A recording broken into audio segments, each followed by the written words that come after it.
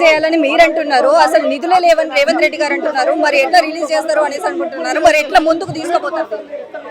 రేవంత్ రెడ్డి గారికి వాళ్ళ 119 ఎమ్మెల్యే జీతం ఇవ్వడానికి డబ్బులు ఉన్నాయి తప్ప పేద విద్యార్థులకు స్కాలర్షిప్ ఇవ్వమంటే నిధులు లేవని చెప్తున్నారు. అదే విధంగా వేల కోట్ల రూపాయల కాంట్రాక్టర్లకు ఇవ్వడానికి వివిధ రోడ్ వర్క్ డెవలప్మెంట్ చేయడానికి డబ్బులు ఉన్నాయి తప్ప పేద విద్యార్థులు చదువుకొని స్కాలర్షిప్ల కోసం చదువుకునే పేద విద్యార్థి ఎస్సీ ఎస్టీ బీసీ మైనార్టీలకు విద్యార్థులకు స్కాలర్షిప్ ఇవ్వమంటే సిగ్గుగా భావిస్తున్నాము. ఇప్పటి వరకు కూడా నువ్వు విద్యాశాఖ దగ్గర పెట్టుకొని ఒక విద్యార్థులు పరిస్థితి ఉన్నది. రేవంత్ రెడ్డి నువ్వు వెంటనే విద్యాశాఖ మంత్రి నియమించాలి, లేక సాధ కాకపోతే నీ పరిపాలన రద్దు చేయాలని మేము డిమాండ్ చేస్తున్నాము.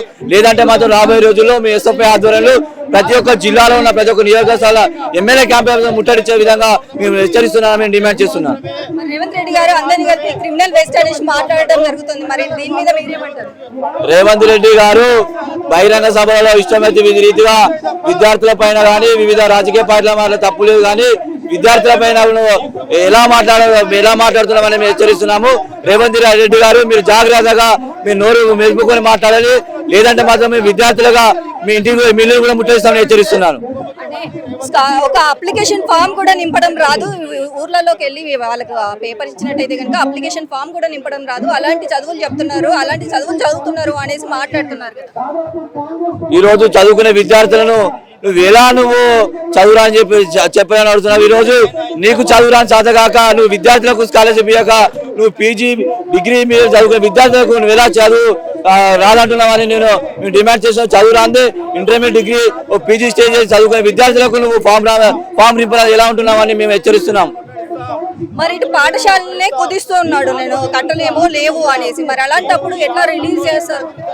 నువ్వు ఇంటిగ్రేట్ స్కూల్ పేరుతోటి నీకు కాంట్రాక్టర్ కావాలని 200 కోట్లు పెట్టి నువ్వు కట్టిస్తున్నావు తప్ప ఇంతవరకు ఏ విద్యార్థికి నువ్వు ప్రభుత్వ పాఠశాలలో వేల ప్రభుత్వ పాఠశాలలు ఇప్పుడు మూసేసే పరిస్థితి ఉంది.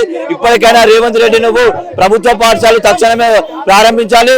ఏ ప్రభుత్వ పాఠశాల అయితే మూసివేయాలని వెనక్కి తీసుకోవాలి, లేదంటే మాత్రం ఎస్ఎఫ్ఐగా మేము రాష్ట్ర వ్యాప్తంగా ఉద్యమాలు చేసి హెచ్చరిస్తున్నాం. ఏం డిమాండ్ చేస్తున్నారు ఇప్పుడు గవర్నమెంట్? మేము డిమాండ్ చేసి ఒకటే పెండింగ్ లో ఉన్న స్కాలర్షిప్ విడుదల చేయాలి, అద్దె భవనాలు వస్తున్న గురుకులాలకు సొంత భవనాలు నిర్మించాలి. అదే విధంగా ప్రభుత్వ పాఠశాల విద్యార్థులకు నాణ్యమైన భోజనం అందించాలి, ఇంటర్మీడియట్ విద్యార్థులకు మధ్యాహ్నం భోజనం అందించాలి. అదే విధంగా ప్రతి ఒక్క ప్రభుత్వ టీచర్ పోస్టులను భర్తీ చేయాలని మేము ఎస్ఎఫ్ఐ డిమాండ్ చేస్తున్నాం.